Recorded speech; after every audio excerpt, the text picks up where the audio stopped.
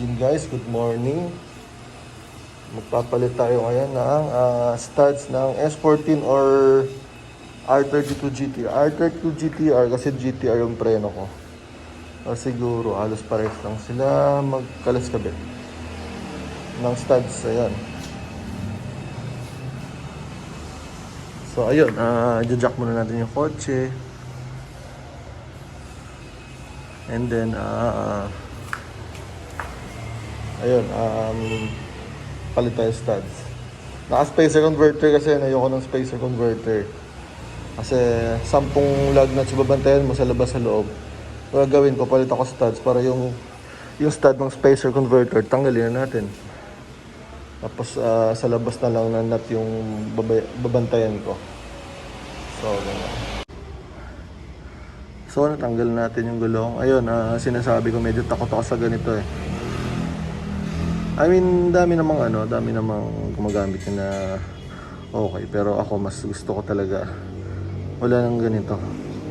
Bali yung itong spacer converter, gagawin na natin talagang spacer talaga siya. Tatanggalin yung mga studs niya.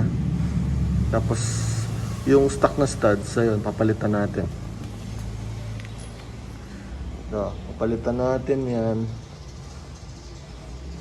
Para na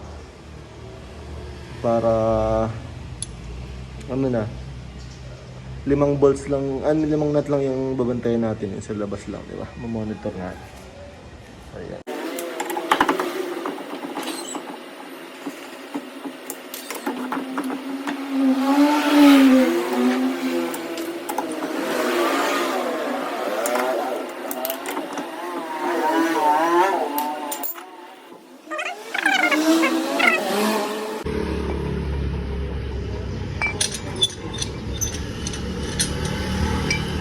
Lagyan natin nut para someday pagbenta natin yung buo pa rin yung studs, di ba? O pwede natin ibalik.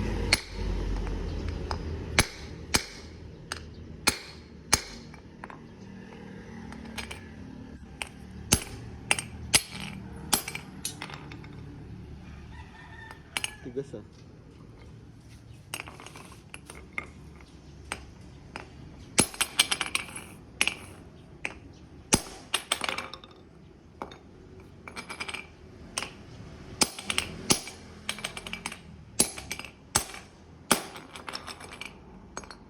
Ayan, okay na. Ayan. Hindi kasi ako makakapalo maayos kasi nag-aawak tayo ng cellphone eh. Niipit ko lang sa tuhod ko. So yan. Diba?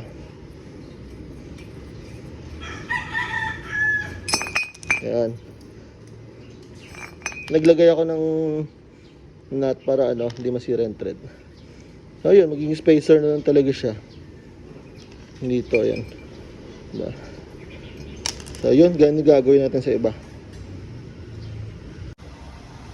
So yun guys, natanggal na natin 4. 5 pala, sorry. Natanggal natin 5. So yun, magiging spacer na lang talaga siya. Ayan. So yun nga. Tumatama kasi dito yung mag, so kailangan natin mag-spacer. Kaso problema naman yung spacer, yun nga. Pag spacer lang na ganito, siya, wala nakabitan yung studs kasi may clear stock na studs ng Nissan. So ayun, iba ganun, may tornilyo dito, tornilyo ulit, diba? Tulad ng kanina. Kaso ayoko gawin yun. Gusto ko yung babantayan ko lang na yung monitor ko lang, sa labas lang. So ayun, kaya palit tayo ng studs. So sana enough na to. Yun, ikakabit na lang natin ito.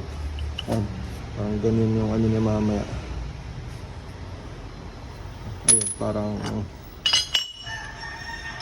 ako gano'n kakapal yung rotor na to. Ayun. Sana enough na. Kali madali lang magtanggal nito. Madali lang magtanggal nito eh. Papaluin lang to. Tapos ayan. Lalabas lang dyan. Tapos dudukutin lang. Ayun, ganun lang magkalas ng Tapos pag magbalik, diba, nakalusot na. Iigpit na lang ng tornilyo para ilahain. Isa-isa. So yun, may nag-online class lang dito sa kapitbahay. So mamaya ako napupukpukin. Maya. So yun, babalik ako kayo. So dito ganun din gawin natin. Naglagay ito tornilyo para pukpok natin, hindi masira yung thread. Ayun, kasi kahit sabihin natin hindi nyo gagamitin, pero orig pa rin ng auto kasi ito eh. Yeah, orig Nissan pa rin. Baka magamit ko pa sa ibang auto. So yun, ito madali lang kasi wala akong hawak na camera kanina. Ito, ito sa inyo, gano'ng kadali lang.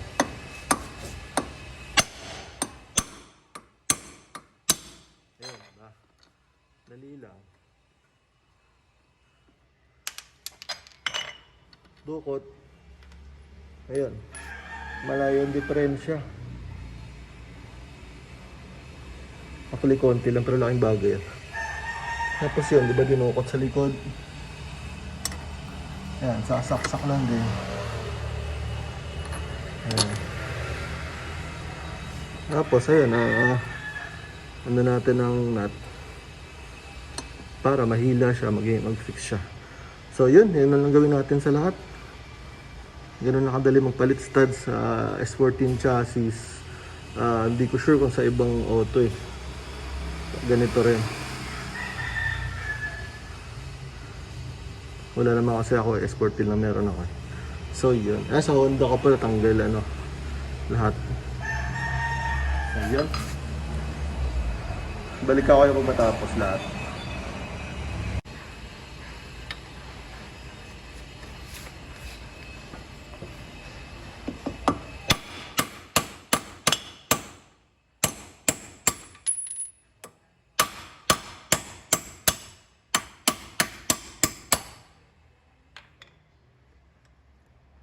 Yun, ganun lang. Tanggal lahat.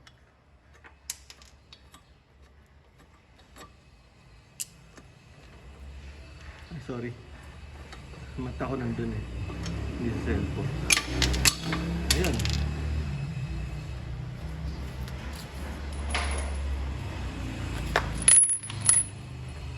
Ayun, salpak lahat. Ayan. Kinakamay ko lang. 2 3. Sarap naman gumawa sa S chassis, no? Yan, ito pala kasarap gumawa sa S chassis.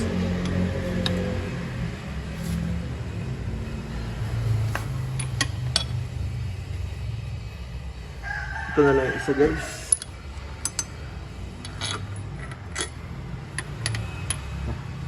Baba ko muna yung camera. Parang hirap ng isang kamay.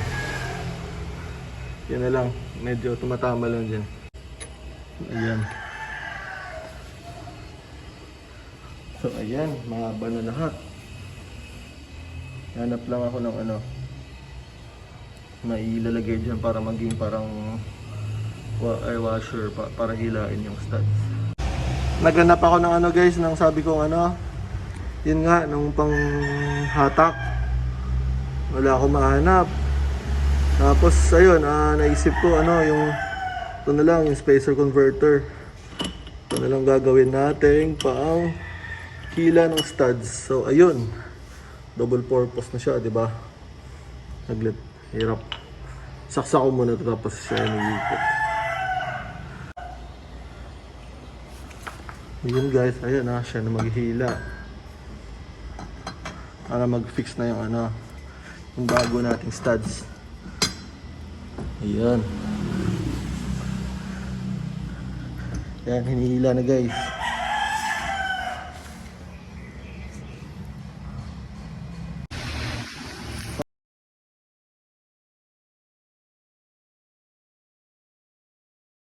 Ayun guys, medyo natapos na tayo. Actually hindi pa sagad-sagad yan kasi front wheel drive kasi to kahit naka-Primera.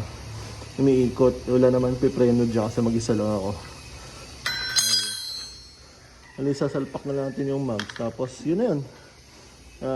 Tapos baba natin yung jack para yun, maigpitan to doon sa mags.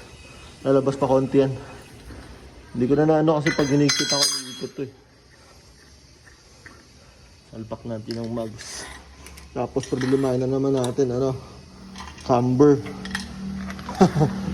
Walang katapusan. Ayan. Salpak natin yung pogi nating mags.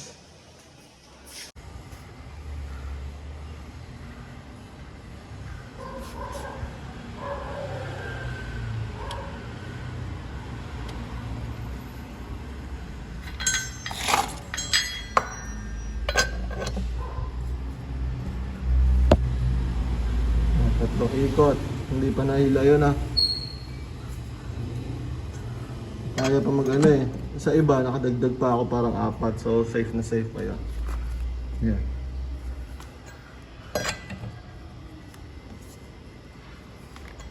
Tatlo yun ah. 4. Diba? Safe na safe pa. 5. 6. 7.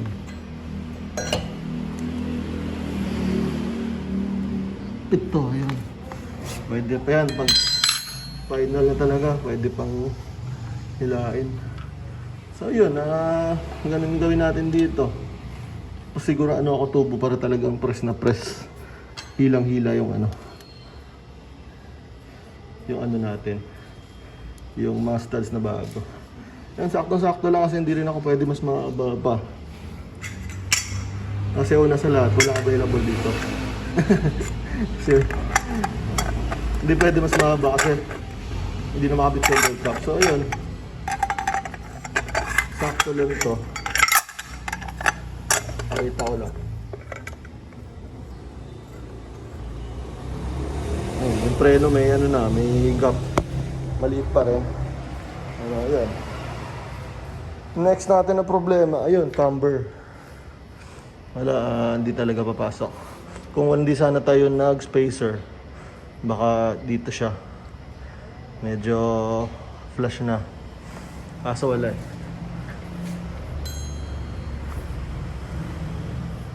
So yun, kailangan natin ng camber. Pero walang problema kasi yun talaga yung gusto ko eh.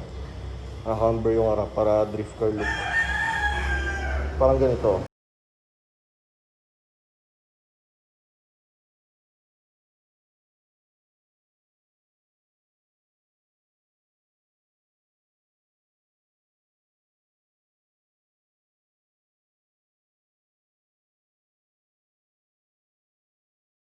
Diba? Parang gano'n, nakaka-camber yung harap.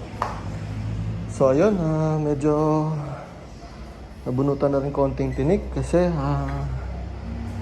ano na, napalitan na studs. Hindi napakalat-kalat yung mags na to. Tapos mag-interno na kasi sa kabila, si Piro na mags eh. Para makabit na yung 4. Tapos yun, camber. Sa next episode din siguro yung gagawa ako paano i-camber. Nissan merong shocks na may camber plate. Ito naman wala. So kaysa bumili pa ako. Tapos sa experience ko sa iba kong Nissan ano yung maingay. So dito baka magkikil ako o camber bolt na lang. Malaman. So yun, salamat sa panood guys. Ganun lang kadali maggawa sa S chassis ng ano ng palit studs. Ayan. Ayun. Ang mags na harap likod. After nito, yung kabila naman. Ganun, same process lang din. So yun. Salamat sa panood guys. Pa-subscribe na lang para next natin ako na vlog updated kayo. Tapos ayun, para sa iba na newbie, makakuha din tips sa akin. Ayun, salamat.